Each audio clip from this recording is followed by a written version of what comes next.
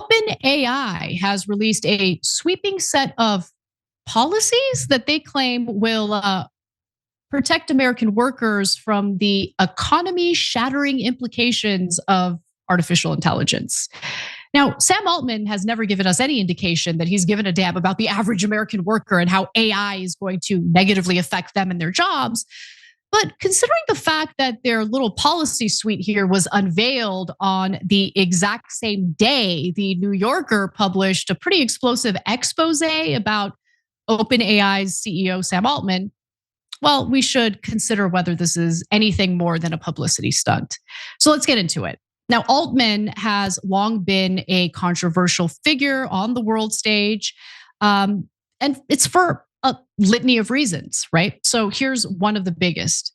When Altman kicked off OpenAI, he swore up and down. He swore that it would be a nonprofit solely dedicated to the good of humanity.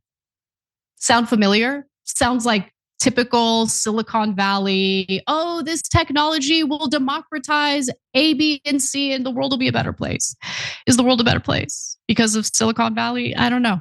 I mean, in some ways, sure, you could argue you have access to information that you wouldn't have had access to before. The network news that were the gatekeepers of information, no longer the gatekeepers of information. So it is a mixed bag, to be sure. But when it comes to OpenAI, well, suddenly Sam Altman says OpenAI will be part nonprofit and part for profit, for the public's benefit, of course, for the public's benefit. Sure. So the New Yorker piece, the expose that I was referring to earlier, explains how former OpenAI higher-ups, including Ila Sutskever, I don't know if I'm saying her name right, Sutskever and Dario Amodei, who is currently the CEO of Anthropic, left OpenAI after becoming disillusioned with Altman's leadership. Okay, so I'm going to read some of the details that were outlined in the New Yorker. Most of the people we spoke to shared the judgment of the two individuals I was referring to earlier, right? So Altman has a relentless will to power that, even among industrialists who put their names on spaceships. That sets Altman apart. Interesting. So Soo Yoon, who's a former OpenAI board member, told the New Yorker the following. He's unconstrained by truth. He has two traits that are almost never seen in the same person. The first is a strong desire to please people, to be liked in any given interaction. The second is almost a sociopathic lack of concern for the consequences that may come from deceiving someone. Which is why these policies that OpenAI came out with recently to help the average American worker in the face of AI destroying their jobs, I'm personally not buying it, but we will get to what they're proposing in just a minute. So Aaron Swartz, for those of you who have been around for a while are familiar with Aaron Swartz, tragic story, honestly. He was an incredible person and really, really cared about ensuring that everyone has access to information, right? He was a computer programmer and activist who knew Sam Altman personally through Y Combinator. That's a startup incubator. And he stated shortly before he sadly and tragically took his own life, quote, "You need to understand that Sam can never be trusted. He is a sociopath. He would do anything."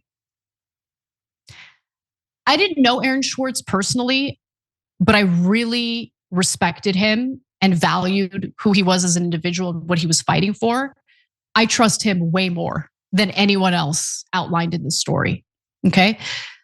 But let's continue. A senior Microsoft executive told the New Yorker, "I think there's a small but real chance he's," meaning Sam Altman's, "eventually remembered as a Bernie Madoff or Sam Bankman-Fried level scammer."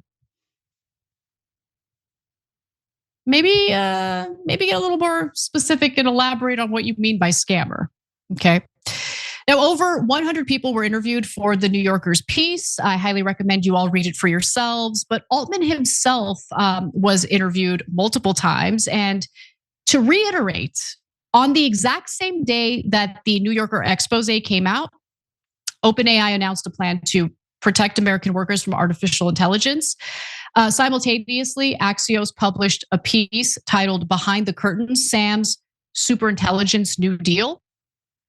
So take everything that you're about to hear with a grain of salt, because I do feel that this was nothing more than a PR stunt. I don't trust Altman at all.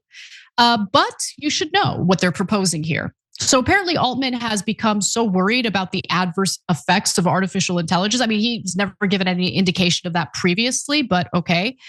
But suddenly he's so worried about what AI is going to do to ordinary people that his organization is now advocating for a partial reinvention of American capitalism. For the record, OpenAI has privately and publicly lobbied against regulating AI companies. So that's an important piece of information to know as you decipher whether or not OpenAI is being real in airing their concerns about ordinary American workers.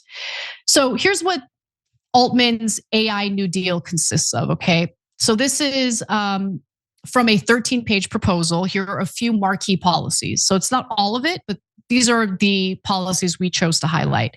OpenAI proposes giving every American citizen a direct stake in AI-driven economic growth through a nationally managed fund seeded in part by AI companies themselves that could invest in diversified long-term assets that capture growth in both AI companies and the broader set of firms adopting and deploying AI.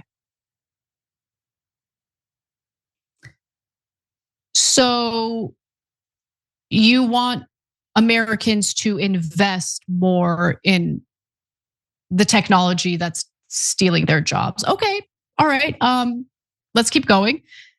The document floats taxes related to automated labor and shifting the tax base from payroll toward capital gains and corporate income, since AI could hollow out the wage and payroll revenue that funds Social Security, Medicaid, and SNAP.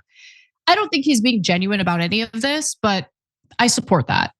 Do I think it's going to happen? No, I don't. Unless we make some very real changes in our government, right? And that's really up to the American people.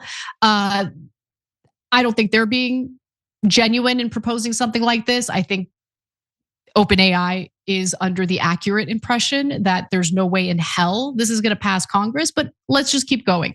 Did you know that the average employer has to sift through about 250 resumes just to find a single job? It's an insane amount of work and honestly a huge waste of time. Well, if you're hiring, here's good news. You can now review all those resumes and applications faster thanks to ZipRecruiter. We use them. ZipRecruiter has a new feature that instantly shows you the most interested qualified candidates first. And today you can try it for free at ziprecruiter.com/TYT. Look, their matching tech is so good that it finds the qualified people for you. But this new feature is a game changer. It actually bumps the candidates who are really excited about your job right to the top of the list. You even get a feel for their personality because they can tell you in their own words why they want to work for you. No wonder they're the #1 rated hiring site. Cut through the standard and get to the standouts with ZipRecruiter. 4 out of 5 employers who post on ZipRecruiter get a quality candidate within the first day. And now you can try it for free at ziprecruiter.com/TYT. That's ziprecruiter.com/TYT. Meet your match on ZipRecruiter. OpenAI suggests incentivizing companies and unions to run pilots of 32-hour work weeks at full pay, converting AI-driven efficiency to time back for workers. Okay, but what workers? When AI is going to gut jobs, like great, 32-hour work week, fantastic. That's great. We should have had that years ago, number one.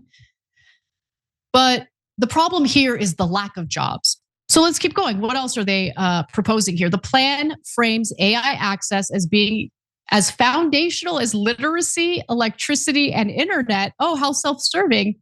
And says access should be affordable for workers, small businesses, schools, libraries, and underserved communities. Right, okay. So are you saying government should subsidize AI software for the American people? so you can make more money? Is that what that is? Ironically, even Axios acknowledged Altman's public relations strategy here. So even if you're buying what he's selling, are they being sincere in putting this out there? Well, this is what Axios says. The document is as much corporate strategy as policy paper. OpenAI is trying to position itself as the responsible actor in the room, the company that warned you and offered solutions, a lane Anthropic first filled. It's also a play to shape regulation before regulation shapes them. I've been a little salty about Axios lately, especially due to the inclusion of like an Israeli intel operator, allegedly former, who's now, moonlighting as a journalist, and that's Barak Ravid. But they're right about the analysis here. That is exactly right. That's my read of this as well. So don't fall prey to the marketing strategies and the attempts at reputational laundering that we're seeing right now when it comes to OpenAI or any major company for that matter. All right, we've got one more story, and if we get through this in time, I might read some more of your comments. We'll see. Every time you ring the bell below, an angel gets his wings. Totally not true, but it does keep you updated on our live shows.